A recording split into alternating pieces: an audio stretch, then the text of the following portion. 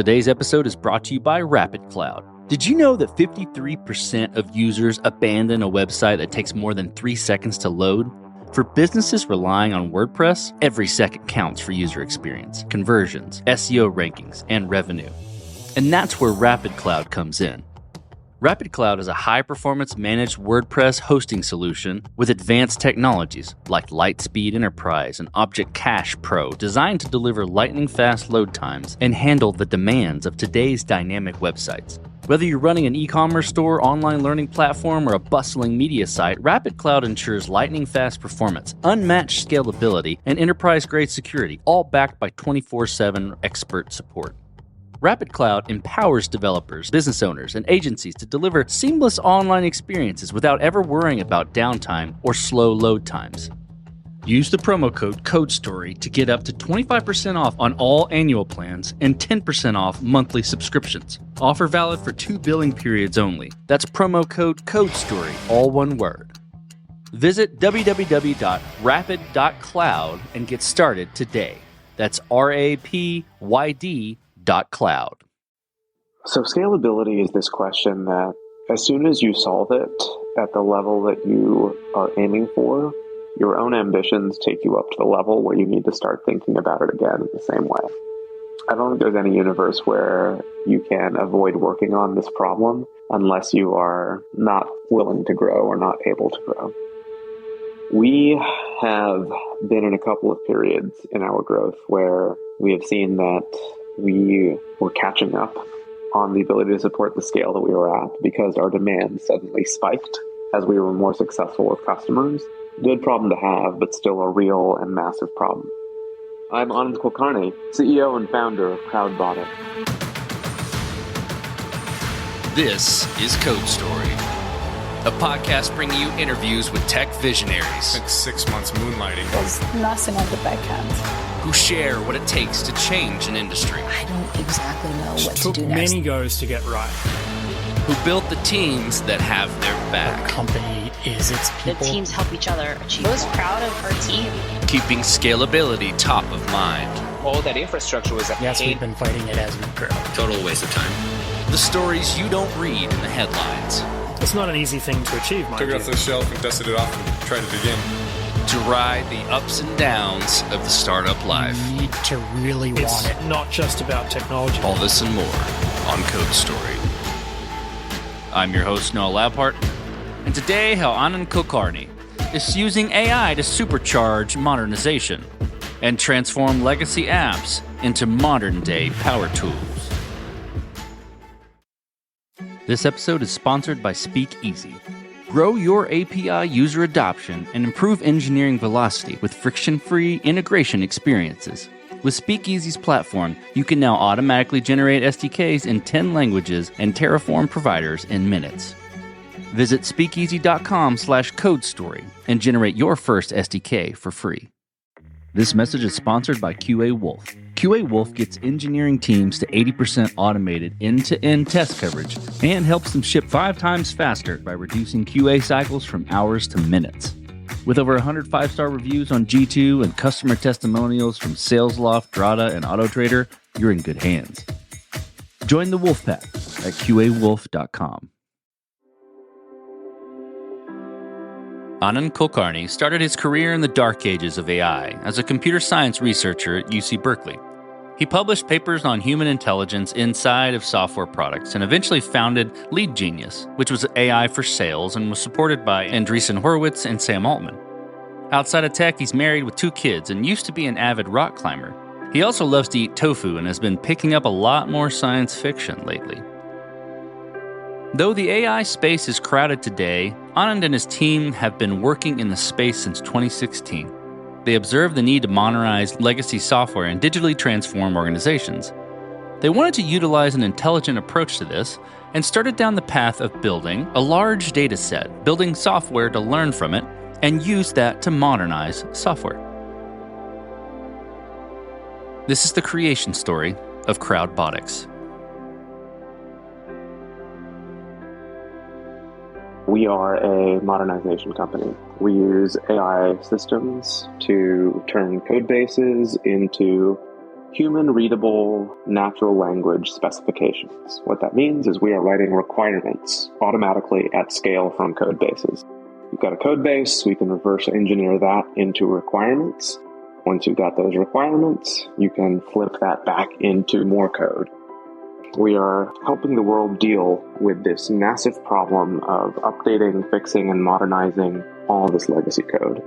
This is something that system integrators, consultants have been helping entities with for a long time. They do an okay job, but there's just too much code. What we do in our core insight is that in the LLM era, human-written requirements give you this common currency between what machines can understand and what human beings can understand.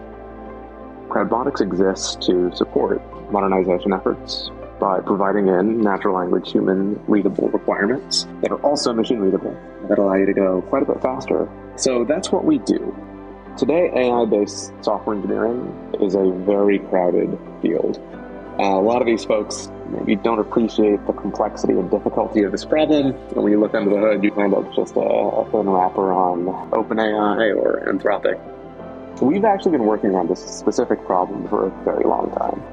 In 2016, I was looking at early literature about not large language models, but the precursor technology known as recurrent neural networks. I remember reading this great paper by Andreessen, who was at Stanford at the time. It was called The Unreasonable Effectiveness of Recurrent Neural Networks. And he showed that with a pretty small program, you could train on a very large amount of data and get something produced that looked almost, but not quite, like code. And I looked at this and I said, you know what, this is the future. As this technology improves, this is going to be the way that everyone ends up building software. So we set out to build a company that would automate the process of software creation using AI. We took the approach that we were going to have to build our own training sets and models from scratch. We set out to build essentially a data collection engine, the ability to capture information about how software was being written. And the goal here was to understand how requirements, the things that we use to describe how we build software, mapped into libraries so that we can understand the relationships between how people described code that they wanted to build and then what libraries, technologies, and solutions they wanted to use. Turns out the best way to get that kind of data is specifically by running your own development marketplace. And so we ran an open development marketplace for many years. It took us about 5 years to get all the data we needed.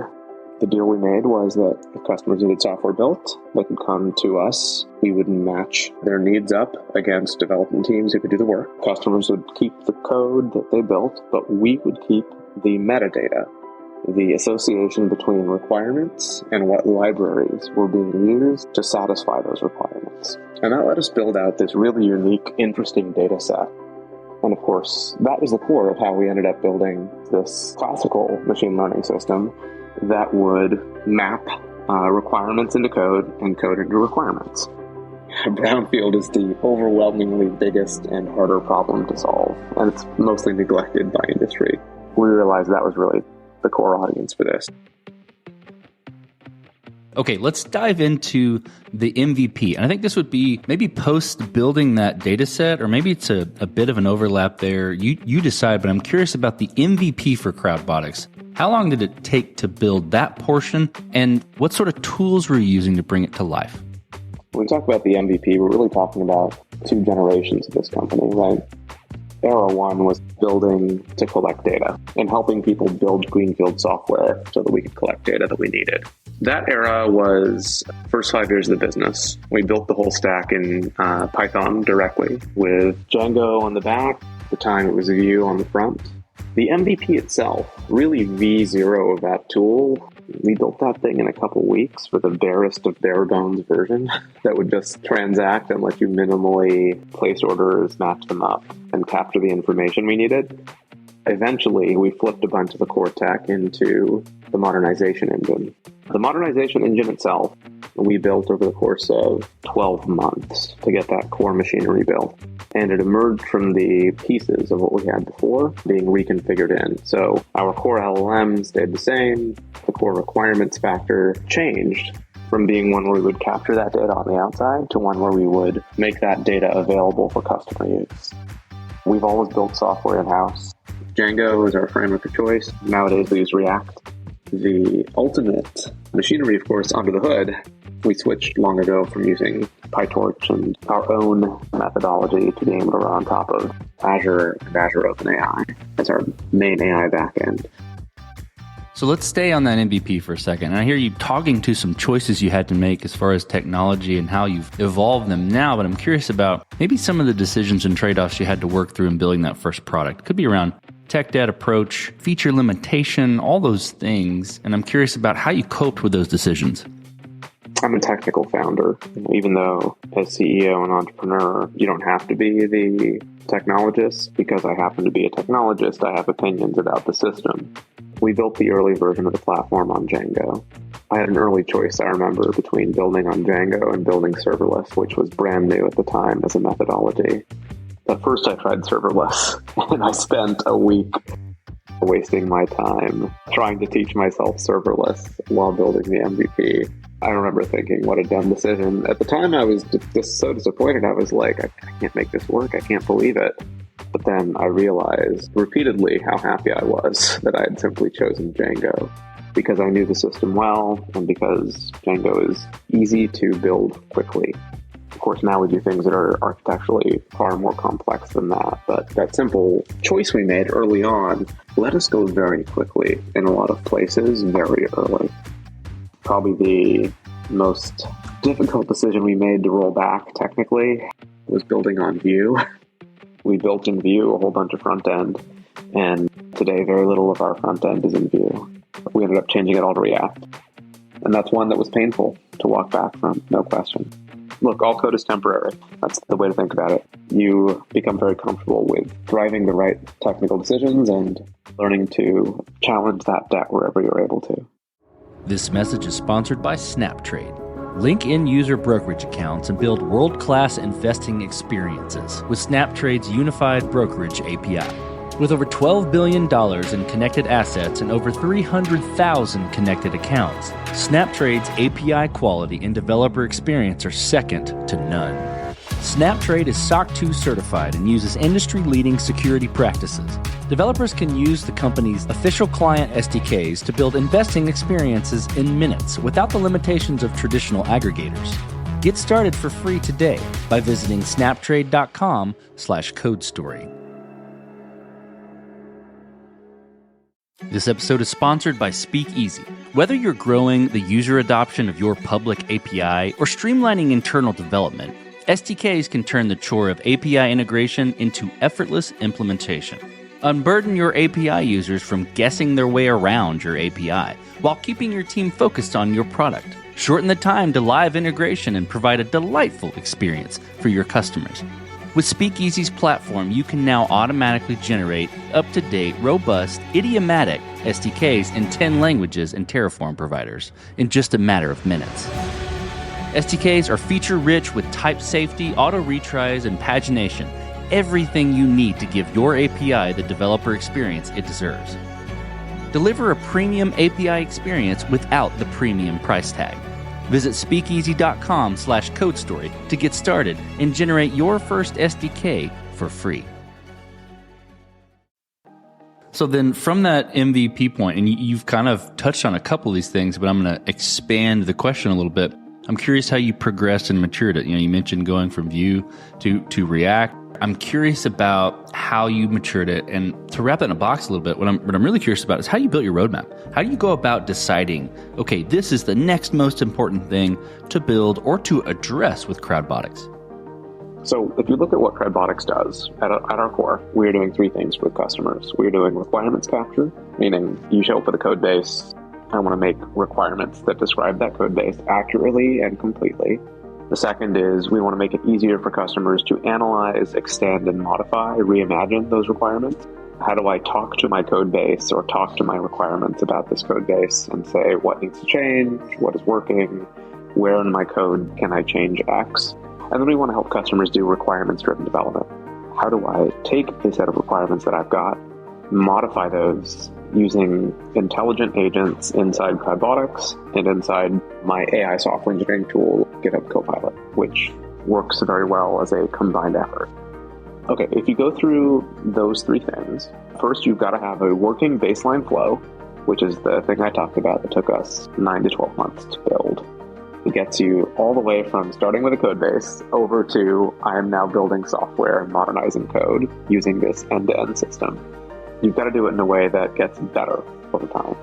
So when we look at our roadmap, we are looking at ways that we can assess systematically how good we are at each one of those activities. And then we take a look at what steps we need to carry out to improve those capabilities in a place that's going to have the biggest impact for our customers based on what our customers tell us that they think they want and on the metrics that we have and our own forecast for how this works. When we talk about requirements capture, turning a code base into requirements, we have a core metric of accuracy that we look at. And we have an internal mandate that we have to be the most accurate capture tool in the market. Out of a candidate list of activities we can carry out, we can look at pipeline investments, we can look at ways to speed up the import process so that we can do more runs. We can also look at ways that we can present more information back to the user about potential issues with their import. We rank each of those things, we take input from customers, and then we decide, based on that information, what is the biggest priority that we should carry out that's going to have the biggest impact on this one metric that matters for the business. But you can see that it's all informed by data, and it's informed by customer input. Now, here you're saying we. Tell me about how you built your team. What do you look for in those people to indicate that they're the winning horses to join you? We've got a lot of great people here at Crybotics. My CTO, Charth, has been with the company almost since its first year. He's really one of the technical visionaries behind what we build in code to spec. He, like me, has this enduring curiosity and passion for how to do work at the bleeding edge of LLMs. And he, like me, spends a lot of time thinking about what that looks like. We've got a number of strong folks up and down the stack.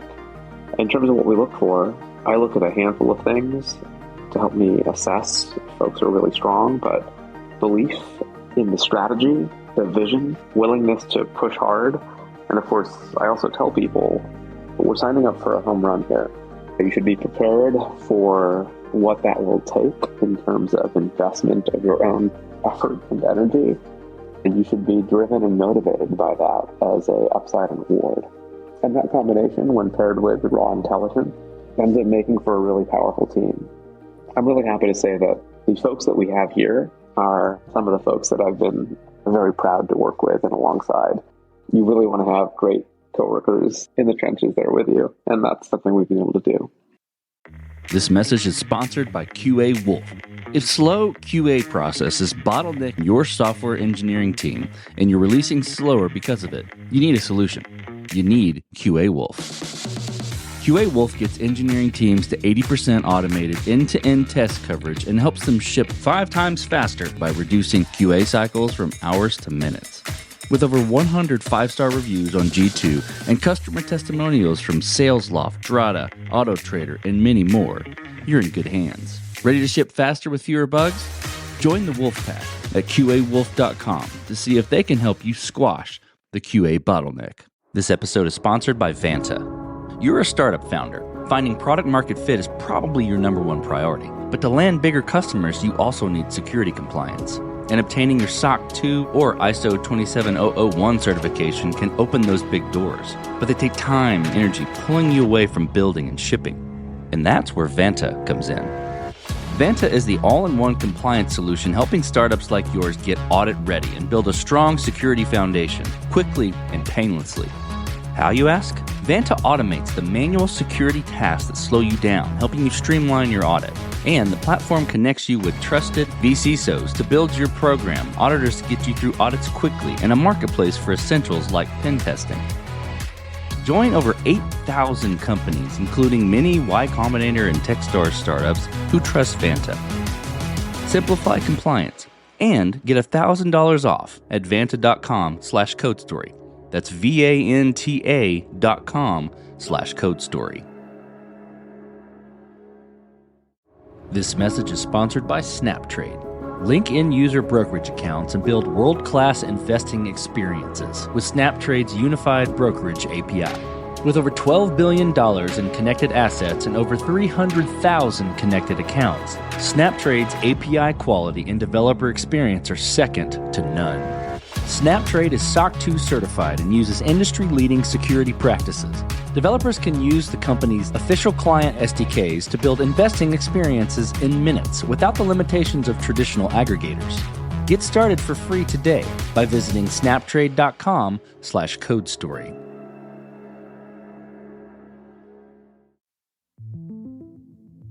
Let's talk about scalability. And I'm really interested to know how you approach scalability. Even from the beginning, was it a factor in how you built the product, or have there been interesting stories where you've had to fight it as you've grown?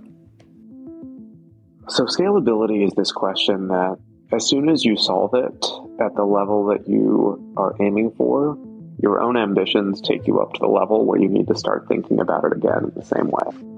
I don't think there's any universe where you can avoid working on this problem unless you are not willing to grow or not able to grow. We have been in a couple of periods in our growth where we have seen that we were catching up on the ability to support the scale that we were at because our demand suddenly spiked as we were more successful with customers. Good problem to have, but still a real and massive problem that you've got to deal with or you lose credibility. We generally like to build for and test for substantially more scale than we currently have. But of course, there have been a couple of times before we learned that lesson in practice where we had to scramble to meet demand. And in those cases, you want to make sure you have a team that's willing to step up and be in the trenches with you. So, as you step out on the balcony and you look across all that you've built with Crowdbotics, what are you most proud of? I am really excited by the idea that we have been able to make such a dent in a problem that was so intransigent for so many organizations. We have managed in a universe that is drowning with AI software engineering tools to make a product that is somewhat unique in terms of its ability to successfully improve, optimize, and scale the software development lifecycle. Really, we position ourselves as the AI product manager that runs alongside the AI software engineers that are out there, but that's something that nobody else has been able to really do in the same way we have. I'm most excited by the idea and most proud of the idea that we saw the trend coming. We made the right decision to jump on board with it. We've been really successful in being able to deliver something really good for our customers. I think at the same time, that means we've been able to build something we're proud of as an organization and something that our own team is excited to work on and deliver. I'm optimistic that we will continue to stay in front on this specific set of challenges, and we'll do our best to keep delivering in the way we have for our customers. Let's flip the script a little bit. Tell me about a mistake you made and how you and your team responded to it. Before we went all the way in on modernization, there was this persistent debate on how deep we wanted to go in supporting greenfield application creation versus requirements, modernization, and brownfield. We built quite a bit of a product line that we ultimately killed, which was a visual drag and drop low-code editor. It was cool. It ran on top of your code base and it ran on top of your requirements. But ultimately, our customers did not care about that, not in the least. They said, there's a lot of low-code tools out there. We're excited about Crowdbotics, not because it's low-code, but because you are able to generate requirements really quickly.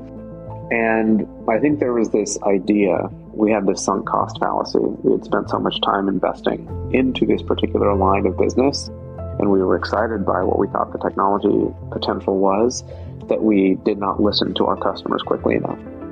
What we should have done was made the difficult decision early to nix that product, to drive focus inside the organization and shut down the studio product line sooner. That was a mistake. We should have done that. And I think with experience, now we know focus is the key that drives you at scale in ways that are much harder if you decide to try and do everything. Let's flip to the future then. Tell me about what the future looks like for Crowdbotics, the product, and for your team. point on code to spec right now. When we look at the future of how this thing's expanding, today we're supporting a lot of mainframe code, COBOL, Fortran, some stuff like PS1, and some specialized systems, and then lots of cloud code, .NET, Java, PHP, even modern stuff like Django, Rails, Node, all of which is being plugged into CrowdBotics processing. We're excited to continue to expand those frameworks that we support, and excited to support a broader set of types of customers and types of activities within the SDLC. Our bread and butter is still modernization. It's the part that most companies end up coming to us to support. But we're also seeing emerging interest in related areas like maintenance, migration, all of which basically run through the same workflows modernization does. Look, I think the category here where I'd like us to end up is as the category leader and winner on how teams reverse engineer code bases. To make sure that happens, we've got to keep investing in the core quality of our model to make sure we are delivering the best and highest quality results. I'm also looking forward to seeing where we can also go beyond just systems like modernization, migration, and maintenance. We're asked to look at things quite a bit that are not quite code, but almost code if you squint at it. And I think there's potential here for LLMs and for CrowdBotics to look at those things as well. I'm talking about things like EHR migrations or CRM migrations, things that are really painful processes that enterprise organizations have to do with human beings. We know that AI agents can solve this stuff. We're just not working on that today. And so I'll look forward to seeing us able to support problems like that over time, especially as we get deeper into the market. We'll be able to look at everything else that we might want to generate requirements for, turning into a CrowdBotics object and being attached into our system. Let's switch to you. Who influences the way that you work? Name a person or many persons or something you look up to and why. I was inspired by my own parents, probably more than anything else. My mom was a teacher. My dad worked in energy innovation for the state of California. They put a good work ethic in me. They also put a lot of curiosity in me as a kid. And I just remember them taking me to the library all the time. I would come home with armed books, and that gave me a real drive to keep working to finish the next book. Spent a lot of time thinking about ideas as a kid. So I think that's been a piece that has definitely motivated me. Look, what they say, our parents are our first teachers, and I think they're also the ones who give you the way that you think about the world. I owe a lot to them for that kind of thinking and that kind of decision making. Anand, last question. So you're getting on a plane and you're sitting next to a young entrepreneur who's built the next big thing. They're jazzed about it. They can't wait to show it off to the world and can't wait to show it off to you right there on the plane. What advice do you give that person, having gone down this road a bit? There are a lot of ways to run an organization, a lot of ways to build a product and launch it. I think the thing that I want people to think about when they are launching their own product, who are you solving it for? How do you make their lives better? And how do you make sure that you are relentlessly laser focused on solving that person's problems? That's the part where if you're able to do that, you will never have a problem as an entrepreneur. If you are really solving somebody else's problem and solving it, you're in business. And that's basically what it comes down to. So for that person who's sitting next to me on a plane, I'd say, who's your customer? Let's go find them, show it to them, and you tell us or have them tell us what they think. Your own passion as an entrepreneur lets you see the world as it's going to be, but you convincing a customer is what turns it into a business. And that's the part that matters when you're launching a new product in a new company. I think that's fantastic advice. Well, Anand, thank you for being on the show today, and thank you for telling the creation story of CrowdBotics. Thank you so much. And this concludes another chapter of Code Story.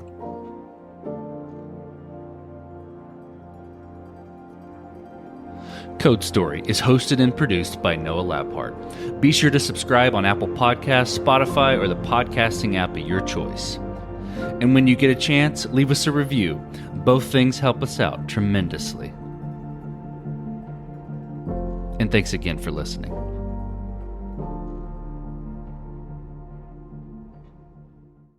You just realized your business needed to hire someone yesterday. How can you find amazing candidates fast? Easy. Just use Indeed. Stop struggling to get your job post seen on other job sites. With Indeed sponsored jobs, your post jumps to the top of the page for your relevant candidates, so you can reach the people you want faster. According to Indeed data, sponsored jobs posted directly on Indeed have 45% more applications than non-sponsored jobs. Don't wait any longer. Speed up your hiring right now with Indeed. And listeners of this show will get a $75 sponsored job credit to get your jobs more visibility at Indeed.com/PODKATZ13. Just go to Indeed.com/PODKATZ13 right now and support our show by saying you heard about Indeed on this podcast. Terms and conditions apply. Hiring? Indeed is all you need.